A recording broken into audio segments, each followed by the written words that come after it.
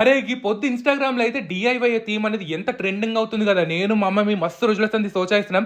గీ plane వాళ్ళు ఎట్లనన్నా creative చేయాలని చెప్పేసి ఫైనల్లీ ఆ డే హాస్ కమ్ అన్నట్టు ఏం చేసినామో చూపిస్తాం పాండ్రి. ముందుగాలైతే మనము ఈ మట్టి బుల్ ఫేస్, మట్టివి ఇంకా తొట్టిలో ఆర్డర్ పెట్టుకున్నాం. అన్నిటికి ఇట్లా హ్యాండ్ మేడ్‌వి చాలా క్రియేటివ్‌గా ఉంటాయి అన్నట్టు. ఈ ఈజీ టు మెయింటెనెన్స్ చెట్లయితే మన గార్డెన్‌లోనే ఉండేయి. స్పైడర్ ప్లాంట్ వచ్చేసి ఇది ఈజీ మెయింటెనెన్స్.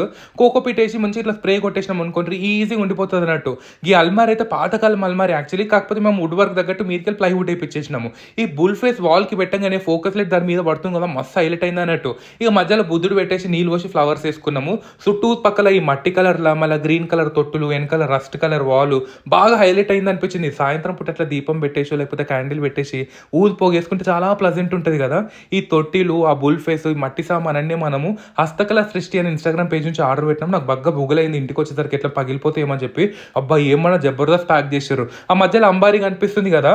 అదొచ్చి మా దోస్తుగాళ్ళు ఇట్లా గిఫ్ట్ ఇచ్చిండు అన్నట్టు ఆడ సెట్ అయిపోయింది. ఇంతకు మీకు నచ్చిందా ఈ డీఐ థీమ్? కామెంట్ చేయండి.